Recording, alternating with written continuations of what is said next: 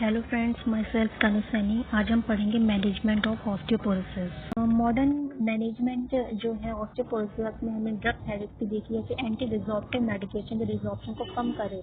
ऐसे जो मेडिकेशंस होते हैं इसमें बोन मिनरल डेंसिटी को प्रोटेक्ट करते हैं और रिस्क जो होता है फ्रैक्चर का उसको कम करते हैं। बाइफॉस्फेट में एट्रिड्रोनेट, एलेंड्रोनेट, राजेंड्रोनेट, इवेंड्रोनेट, पैमिड्रोनेट और जोलिड्रोनेट। गैस लीजेंट इनहिबिटर है।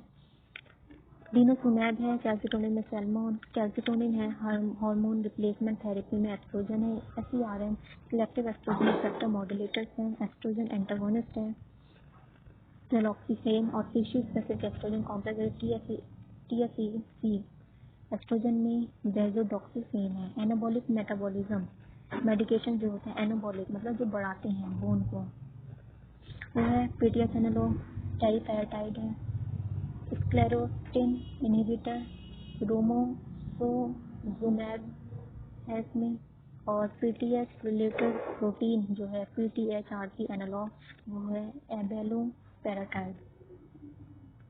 यहाँ पे देखिए हमें ऑस्टियोपोरोसिस ड्रग्स बता रखी जो एनाबॉलिक एजेंट हैं और एंटी रिजॉर्प्टिव एजेंट हैं। एनाबॉलिक जो न्यू बोन्स बनाते हैं और एंटी रिजॉर्प्टिव होते हैं जो बोन रिजॉर्प्शन को सप्रेस करते हैं। जो एनाबॉलिक होता है वो ऑस्टियोब्लास्ट की एक्टिविटी को बढ़ाता है। ऑस्टियोब्लास्ट एक्टिविटी को कम करने वाला एंटी रिजॉर्प्टिव एजेंट है। बोन टर्नओवर ये एनाबॉलिक एक्सेलरेट करेगा, बढ़ाएगा और टर्नओवर एंटी रिजॉर्प्टिव कम करता है। बीएमडी बोन मास डेंसिटी जो होता है इसमें जब न्यू बोन बनेगी तो आपका बोन वॉल्यूम बढ़ेगा और इसमें मिनरलाइजेशन जो है आपकी बोन की मिनरलाइजेशन को बढ़ाता है। एंटी रिजॉर्प्टिव ड्रग्स कौन से होंगे एनाबॉलिक में? टेरिपेराटाइड, फ्लोराइड, एंड्रोजन और एंटी रिजॉर्प्टिव में biphosphate, calcitonin, ERT, SERM, calcium, vitamin D और थायराइड। जो बाइफॉस्फेट होता है ये फर्स्ट लाइन ऑफ ट्रीटमेंट है। जिन पेशेंट्स में ये टॉलरेट नहीं होता है या उनमें कोई भी इम्प्रूवमेंट नहीं दिखता है उनमें हम टेरिपेराटाइड या डिनोसुमैब दे सकते हैं जो ऑस्टियोपोरोटिक फ्रैक्चर को कम करें। तो जो बाइफॉस्फोनेट होते हैं ये क्या होते हैं? इसमें हाइड्रोक्सी पेप्टाइड क्रिस्टल्स जो होते हैं बोन सरफेस में उसमें एक स्पेसिफिक बाइंडिंग होती है, ये वहीं पर होते हैं और ये किसे इनहिबिट करते हैं? ऑस्टियोक्लास्ट के फंक्शन को जो कि हम बोन को रिमूव करने का काम करते हैं। तो एट्रिड्रोनेट जो है ये फर्स्ट बाइफॉस्फोनेट है। यहाँ पे ये 200 mg में होता है, 400 mg में होता है। इसकी 11 से 20 mg पर केजी पर डे हमें देना है। ये 3 मंथ्स तक देना है। फिर रीट्रीट करना है आपको, 3 मंथ फ्री रहना है, उसके बाद फिर रीट्रीट करना है। इसमें आपको ये एक ही देनी है और डिवाइडेड डोज होनी चाहिए। जो यूज़ है इसमें वो सिम्टोमेटिक स्टैगर्ड बोन डिजीज जो होती है बोन की उसमें है और हेट्रोट्रोपिक ऑसिफिकेशन के ट्रीटमेंट में है। हिप रिप्लेसमेंट और स्पाइनल कॉर्ड इंजरी हो जाएगा। एडवर्स इफेक्ट क्या है इसका? Diarrhoea, nausea, musculoskeletal pain, oesophagitis, oesophageal ulcer, gastritis, osteomalacia, bone fracture और जो ऑस्टियोनेक्रोसिस में है। यहाँ एलेंड्रोनेट और एलेंड्रोनिक एसिड है जिसमें 70 mg में अवेलेबल है। डोज क्या है इसके ट्रीटमेंट में? हमें 10 mg ओरली देना है वंस अ डे। यहाँ आप एक सप्ताह में 70 mg दे सकते हैं, ठीक है। और प्रिवेंशन में क्या है इसमें? आप 35 mg orally once a week देनी है। तो ये एलेंड्रोनेट और कॉलिक एसिप्रोरोल आपको 70 mg प्लस 2800 IU में देनी है, ठीक है, पर डे की है ये। और यूज किया है ऑस्टियोपोरोसिस जो मेनोपॉज की वजह से हो रहा है, स्टेरॉइड यूज कर रहे हैं, gonadal fracture, Paget disease of bone, high risk है बोन फ्रैक्चर में ऑस्टियोपोरोसिस की वजह से, तो उसमें आप एलेंड्रोनेट यूज कर सकते हैं। इसका साइड इफेक्ट क्या है कि जो सीरम कैल्शियम है उसको बढ़ाएगा ये, सॉरी घटाएगा, और सीरम फॉस्फेट को भी घटाता है, एब्डोमिनल पेन कराएगा, आर्थ्राल्जिया, मायल्जिया ये सब कराता है। डाइजेंट्रोनेट में क्या है? 35 mg पर वीक ले लीजिए आप या फिर 5 mg पर डे ले लीजिए। डाइजेंट्रोनेट जो है आपको कैल्शियम के साथ लेना है, 35 mg पर वीक ले रहे हैं, मतलब डे 1 में आपको ये लेना है प्लस 1250 mg कैल्शियम देना है पर डे की बता रहे हैं हमने। फिर डे 2 से डे 7 तक आपको ये लेना है। तो ये हुआ। फिर राजेंड्रोनेट जो है आपको कैल्सिट्रियोल और कैल्शियम कार्बोनेट और जिंक के साथ लेना है। इबेंड्रोनेट जो है इबेंड्रोनिक एसिड, ये आपको 150 mg ले लीजिए। इसमें सब में अवेलेबल है। ये 2.5 mg भी है, 3 mg पर 3 ml भी है। डोज क्या, ओरली 150 mg पर मंथ लेना है आपको। IV भी दे सकते हैं 3 mg every 3 month over 15 to 30 second. Ibandronic acid आपको 150 mg लेना है। कैल्शियम कार्बोनेट 1250 mg लेना है। कैल्सिट्रियोल ट्रियोन 0.25 mg लेना है। विटामिन M की 50 mcg लेना है और जिंक 7.5 mg लेना है। पेमिड्रोनेट जो है ये 30 mg पर 10 ml में होता है या 90 mg पर 10 ml में होगा। ये IV IM नहीं देना है आपको, IV देना है इसमें। आपको सिंगल डोज देना है। 50 to 90 mg given single dose IV infusion देना है 2 to 24 आवर्स में। पैकेट डिजीज है तो आपको IV 30 mg डेली देना है, 3 कॉन्जिक्यूटिव डेज तक देना है। ऑस्टियोलाइटिक बोन लेसन्स है मल्टीपल माइलोमा में तो IV 90 mg पर मंथली देना है। ऑस्टियोलाइटिक बोन मेटास्टेसिस है ब्रेस्ट कैंसर में तो आपको IV 90 mg पर एवरी 3 to 4 वीक देना है। यूज क्या है, हाइपर कैल्सीमिया हो रहा है या मैलिग्नेंसी हो रही है, ऑस्टियोलाइटिक बोन मेटास्टेसिस हो रहा है ब्रेस्ट कैंसर में, या ऑस्टियोलाइटिक लेसन हो रहा है मल्टीपल माइलोमा में, या पैगेट डिजीज है इसमें दे सकते हैं। साइड इफेक्ट क्या है इसकी, फ्लू लाइक सिम्टम्स होंगे, आपको हाई ब्लड फीवर दिखेगा, चिल दिखेगा, ये सब दिखते हैं। तो वही इसमें बता रखा, मलेरिया चिल है, पैटीजिया फ्लशिंग है। जोलिड्रोनेट में 4 mg अवेलेबल है या फिर 4 mg पर 5 ml है। IV देना है आपको 5 mg IV इन्फ्यूजन देना है over no less than 15 minute once a year.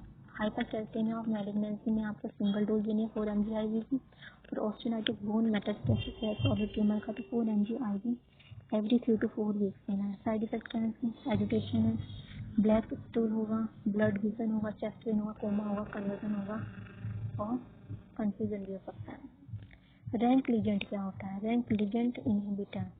Rank जो होता है receptor activator of nuclear factor के बी। ये एक्टिवेटेड किससे होता है, ये एक्टिवेटेड किससे होता है, रैंक लिगेंड से। जो कहाँ पर होता है, ये ऑस्टियोब्लास्ट जो होता है, जो सेल बोन फॉर्मेशन करता है उसकी सरफेस पर होता है रैंक लिगेंड, जो इसको एक्टिवेट करता है रैंक को।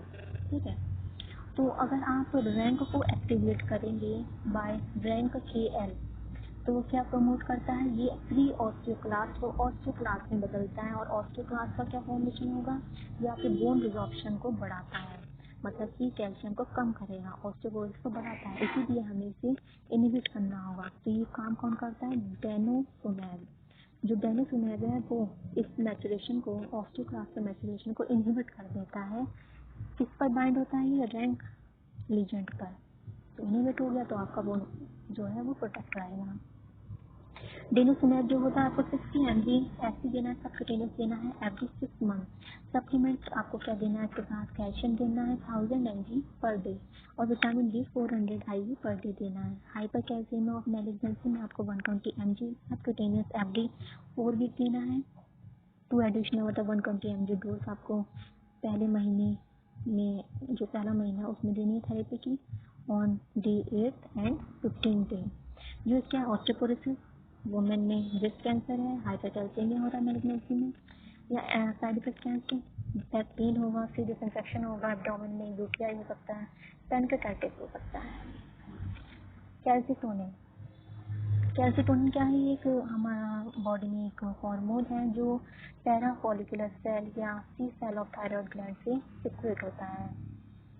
ये इनहिबिट करता है बोन रिजॉर्प्शन को बाय ऑस्टियोब्लास्ट। ऑस्टियोब्लास्ट को इनहिबिट करता है और ऑस्टियोब्लास्ट को प्रमोट करेगा, जिससे बोन फॉर्मेशन होता है। आपके कैल्शियम लेवल क्या है बोन में बढ़ेगा, लेकिन ब्लड में ये कम करता है कैल्शियम लेवल को।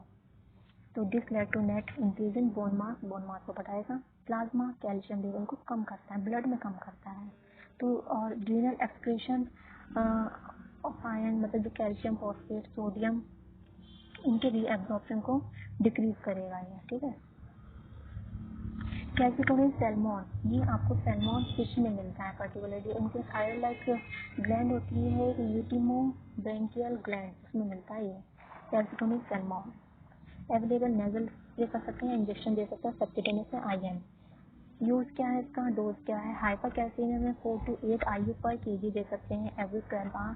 पोस्ट मेनोपॉजल ऑस्टियोपोरोसिस अगर हो रहा है वुमेन को 5 साल से ज़्यादा हो गए हैं तो आप 100 IU पर डे दे सकते हैं। सिम्टोमेटिक टैगर्ड डिजीज है तो 100 IU पर डे दे सकते हैं। इसलिए आप 1 a डे दे सकते हैं। अल्टरनेटिव नॉस्ट्रिल एवरी दिन, तो एक नॉस्ट्रिल में एक दिन, दूसरे नॉस्ट्रिल में दूसरे दिन, तो आपको ऐसे देना है। साइड इफेक्ट है कि रनी नोज रहेगी, नोज ब्लीड कर सकती है, साइनस पेन हो सकता है। इसके साइड इफेक्ट हैं, आप नोज में दे रहे हैं तो नोज के साइड इफेक्ट होंगे। आप इसके साथ कैल्शियम 1000 mg पर डे और vitamin D 400 IU per day they सकते हैं।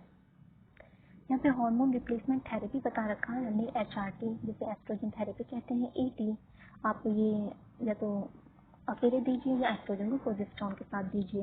जो HRT होता है ये हमारे कैल्शियम सब्स्टिट्यूट बैलेंस को रिस्टोर करता है और बोन लॉस को प्रिवेंट करता है। तो HRT जो होता है ये मेनली वुमेन में यूजफुल होता है, जो मतलब कि मेनोपॉज हो गया है 45 ईयर से पहले ही हो गया, उसमें हम HRT देते हैं।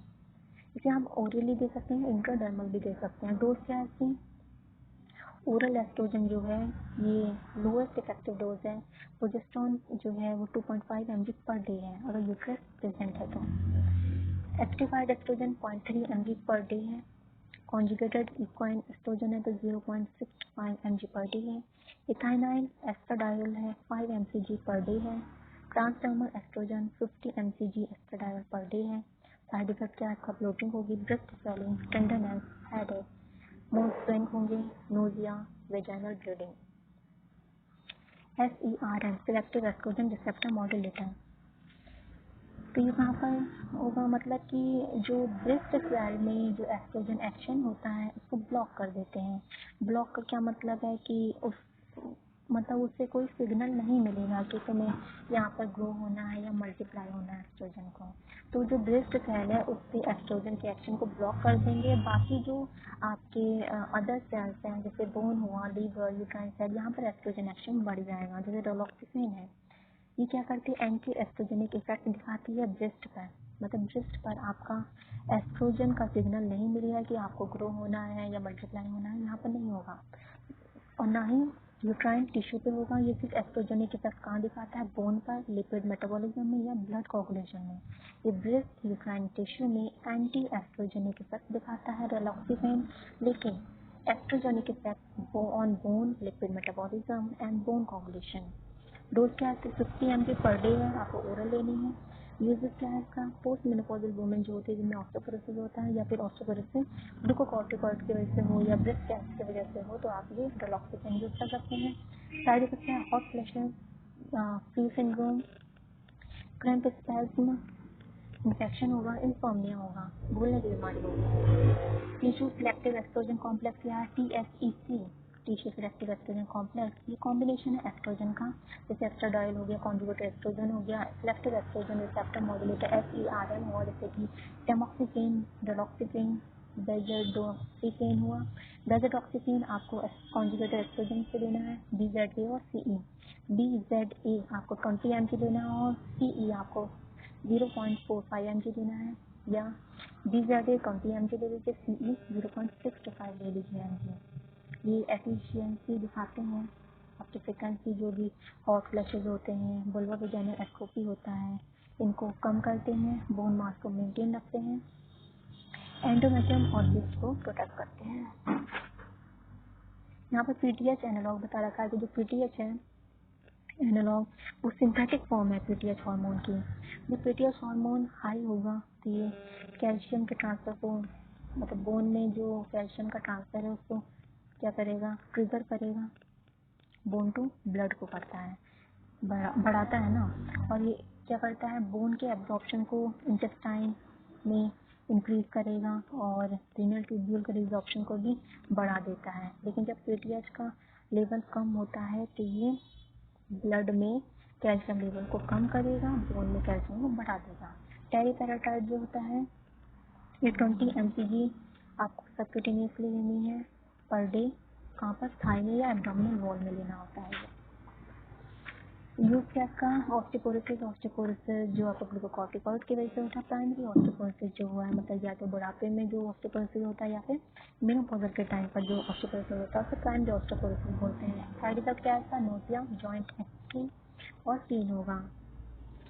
स्क्लेरोटिन इनहिबिटर जो होते हैं ये ऑस्टियोसाइड डेराइव्ड ग्लाइकोप्रोटीन्स होते हैं जो WNT बीटा कैटेनाइन सिग्नलिंग देता है और ऑस्टियोब्लास्ट के फंक्शन को बढ़ाता है। Thereby inhibiting bone formation, लेकिन ये इनहिबिटिंग करता है बोन के फॉर्मेशन को। इनहिबिटर जो होते हैं स्क्लेरोटिन के वो बोन फॉर्मेशन को स्टिमुलेट करेंगे। जैसे WNT को बाइंड करते हैं LDL रिसेप्टर रिलेटेड प्रोटीन 5 और 6 पर। रोमोसोजुमैब जो है ये मेनोपॉजल जो मोस्ट मेनोपॉजल वुमेन है उनमें ऑस्टियोपोरोसिस हो रहा है, उनमें जो है फ्रैक्चर होने की संभावना ज़्यादा होती है तो हम रोमोसोजुमैब देते हैं। डोज क्या है, 210 mg सब्क्यूटेनियस देना है आपको वंस अ वीक। ड्यूरेशन क्या है इसका थेरेपी का, 12 मंथ है। साइड इफेक्ट क्या है इसकी, फास्ट हार्ट बीट है और फीवर है, हाइव है, itching, skin rashes, hoarseness, irritation. यहाँ पे पैराथायरॉयड हार्मोन रिलेटेड प्रोटीन बताया है कि PTH-RP एनालॉग है ये क्या करता है, एंडोक्राइन, ऑटोक्राइन, पैराक्राइन और इंट्राक्राइन हार्मोन है ये एंडोक्रोनल बोन डेवलपमेंट को रेगुलेट करता है। कैसे, by maintaining endochondral growth plate on at a constant width, और उसको प्लेट को बढ़ाता है। और क्या रेगुलेट करता है, एपिथेलियल मेसोकाइमल इंटरेक्शन को बढ़ाता है during formation of memory gland जब बनती हैं। एबेलोपेराटाइड जो है ये कैल्शियम होमोस्टेसिस को रेगुलेट करता है और बोन रिजॉर्प्शन को रेगुलेट करता है। वही है most menopausal women with osteoporosis high risk of fracture में यूज करते हैं, मेबी वुमेन में यूज करते हैं। 80 mcg subcutaneous once a day. Side effect है कॉन्स्टिपेशन, डिप्रेशन, एपेटाइट लॉस हो जाएगी, वेट लॉस होगा, मसल वीकनेस। सर्जरी वर्टिब्रोप्लास्टी या काइफोप्लास्टी हम करते हैं इसमें। वर्टिब्रोप्लास्टी क्या होगा, बोन सीमेंट हम इंजेक्ट करते हैं बैकबोन में या वर्टिब्रा कह सकते हैं, जिसमें मतलब जहाँ पे ब्रोकन हुआ है, क्रैक्ड हुई है, तो सीमेंट क्या करता है, हार्ड कर देगा, स्टेबलाइज करता है फ्रैक्चर को और स्पाइन को सपोर्ट करता है। काइफोप्लास्टी क्या होता है कि it involve inserting A balloon device into the fracture में एक बैलून डिवाइस इंसर्ट कर देते हैं फ्रैक्चर्ड वर्टिब्रा में, वो इन्फ्लेट होती है, फूल जाती है और हाइट को रिस्टोर करती है वर्टिब्रा की। The space is then filled with bone cement, तो इसको स्पेस को हम बोन सीमेंट से भर देते हैं। Thank you for viewing my video, please share and subscribe my channel, thank you।